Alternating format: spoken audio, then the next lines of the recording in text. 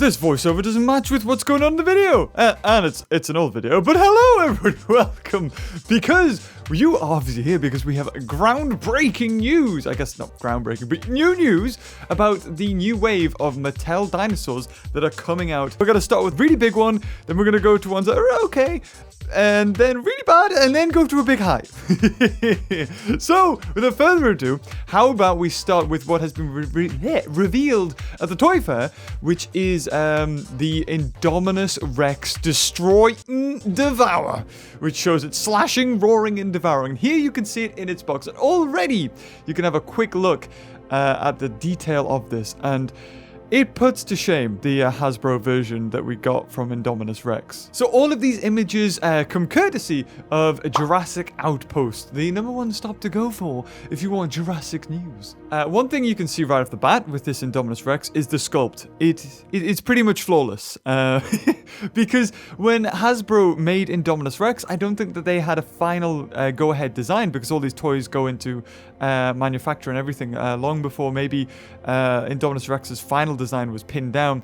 Hence the reason why we didn't get a completely screen accurate or even accurate at all Indominus Rex. Whereas this one looks like they basically took the Indominus Rex 3D model from the movie and 3D printed it out. So similarities with this one and the Hasbro one, it both roars and also has a red light in it. I'm not so sure why we had a red light. I mean, it can camouflage, but I guess it's a thing that the toy version of Indominus Rex can do.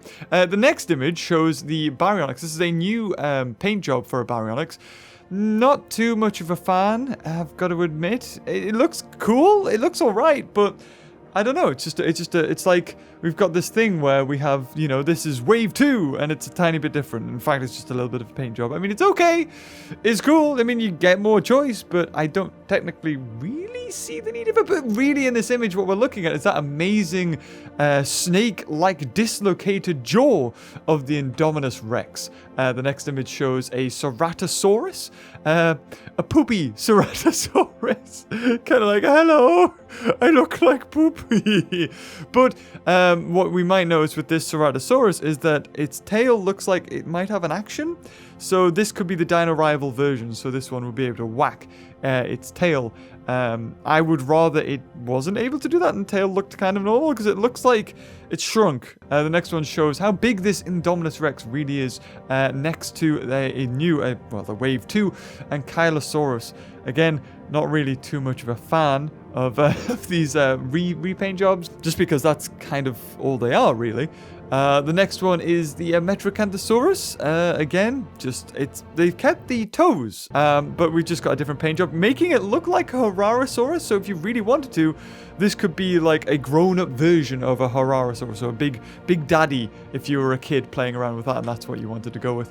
Another picture of, you can kind of see the inside of Indominus Rex's mouth there. We'll get into that later with a future image, but here we can see a better image of the Ceratosaurus looking less poopy, less mahogany poopy. Here we have Concavinator. Not only has Concavinator, the newest dinosaur to be released, but I think this is also an alternate paint job to it. It's like instant released 2 variants. And you can kind of see the mechanism there inside of Indominus Rex. Another nice image of Indominus Rex out of the box there. And this one's quite interesting because this dinosaur, not only is it better in most regards, it can also eat toys. If you remember the Bad Boy and even the hybrid version that the Hasbro had, it couldn't eat anything. Whereas this guy, as long as it can kind of fit in its gob, then the Indominus Rex can swallow it. We've also got a Triceratops here, and this one is, of course, the Dino Rivals, because it has 2 action features like the Parasaurolophus. It'll have a headbutt and a tail whip, as you can see all of the little cuts of articulation there for the tail. But what was pointed out to me, I think it was by Ted Brothers on Instagram, a amazing Instagram you should definitely check out if you want to see all these Jurassic Park toys in really cool situations that just highlight really what the back of the box should look like for these toys. It's very reminiscent of the prototype Triceratops for the Lost World by Kenner that was never released, which showed it coming, I think, with a tent. Obviously linking it to the scene in in The Lost World where it destroys the Rangers base camp. And another lovely close-up of it about to be devoured by the said Indominus Rex. The Indominus Rex next to the newest addition to the T-Rex line, which makes it 200, I think, of the T-Rex. So I think this one's the Bite and Thrash, I think it is. I don't know. It's always something wet and wild. Around about in scale. It seems to be in scale. Indominus Rex being a little bit bigger. And that's not the only news that we've got. No! Going into the Lego world. Yes, Lego have also announced, due to the success of their first series of, I think it was like shorts for Jurassic World, Lego have greenlit another series dating 3 years before the events of Jurassic World, following all of these new characters, shenanigans that they get into. But not only, that's good if you really like these sorts of short movies, they are also releasing new Lego sets. And the first one here, I love this. I just want to say, I mean, I don't really care too much for Chris Pratt riding a drone catching a Dilophosaurus. Love is the thing to the right is the kiosk with all the different hats, the gift shop, coming soon about, the Indominus Rex, which is obviously to do with the Lego short movie and the whole timeline of that. But this is it just adds to it. So if you wanted to make a theme park before, you could just have like the separate enclosures, which didn't really look too theme parky. But now, if you have money to burn, because these Lego sets are always expensive for plastic, but it is quality, you can have these ones too. The second one, I think, shows an RV. I mean, I'm sure that will probably be what Chris Pratt is living in the franchise. Also, you've got what seems to be a waterfall and sunken treasure, which I'm guessing has to do with some bottom of the lake kind of thing where the baryonyx will come out and attack. And a new Lego dinosaur, the baryonyx. One thing I will say, if this is how it's going to look, is that Lego have skimped out and been a bit lazy with the feet. They've given the baryonyx a raptor sickle claw. So, I mean, they've given it the Indominus Rex hands. Probably just give it T-Rex feet. If you really want to argue, they could give it a thumb claw, and it might look like it actually has one there. It's hard to say, because I don't know if that's on the left side or the right side of the claw it's facing. But it looks like a cool dinosaur to add to the Lego franchise. And the next one is a Triceratops. I don't think we did get a Triceratops for any of the Jurassic World and even Fallen Kingdom sets, actually. Strangely enough, another great set to have, as you've got this whole park aesthetic going. You've got the egg spinners, I think it was called. I know in Jurassic World, the game, there is an attraction called the egg spinners. I don't know if it was ever planned or even canon in the movie. You'd probably have to check the tourist brochure, that's it. But you've got also a broken fence, which looks kind of cool that you can add. And this is really cool. This is so many types of different homages to the novel and scrapped concepts. You've got a volcano, which is, it's a volcano's Fallen Kingdom, I guess. Why not? You've got a mecha T-Rex, which, I mean, these will all have something to do with the Lego film. But a scrapped concept for Jurassic World was to have Indominus Rex destroy a T-Rex animatronic.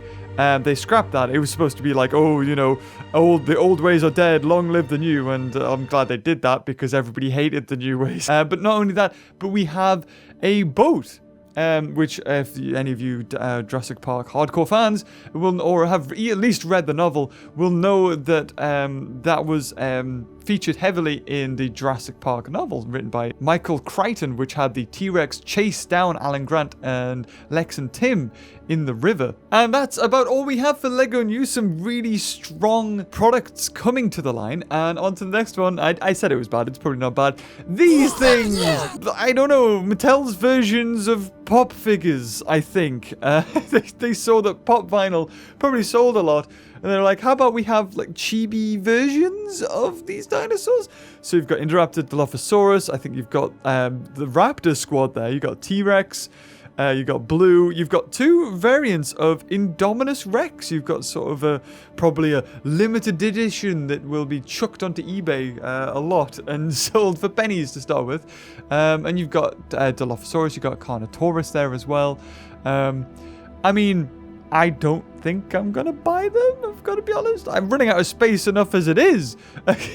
just for a general house and all the toys I've got at the moment. And I think, and the next one, the last one, something that's quite questionable is the Super Colossal. Actually, it's not the last one. We've got an even better one coming after this, so stay tuned. Don't worry.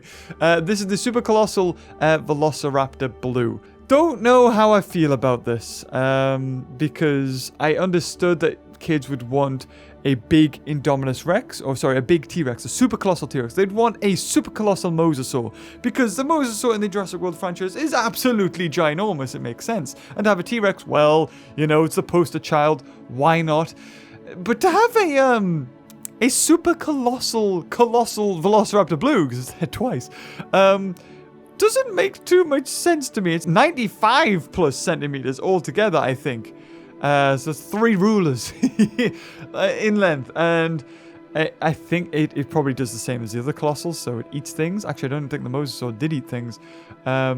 So to me, it's kind of a waste. Going back to Indominus Rex, for all that it's a really good toy, and I'm really glad to see an Indominus Rex done proper, I might add. It doesn't look like a vampire, or doesn't have a rubber neck, or, you know, just partly a rubber neck. It would have been really nice to have seen a rubber Indominus Rex, like the old Red Rex, a dinosaur that stood the test of time and is really good quality. Because these plastic toys, they break. You drop them on concrete, they shatter, they snap, and I get the feeling, though I have not had the pleasure of holding one of these new Indominus Rexes, I feel like if it's anything like the other Colossal Rexes, they'll be made of brittle plastic, and will probably smash a lot and shatter. We're not ending it on a low there. I mean, maybe this is something you want. Congratulations! There you go, you have it. But here we go. You ready? Drum roll for the newest and first time ever being recreated in scale Brachiosaurus. Yes, it is a full in scale Brachiosaurus. This, I mean, we were kind of tempted, or at least teased, I think. We really wanted the Apatosaurus for Jurassic World to be a big dinosaur. We never got that with Hasbro. But Mattel, they did it. To quote Jeff Goldblum, "You crazy son of a you did." And indeed they did. I hope it comes with that cardboard cutout of the Jurassic World sign, because that would be so cool to have. I know Hasbro had a kind of Jurassic World-esque looking thing that Kenner did with the compound gate.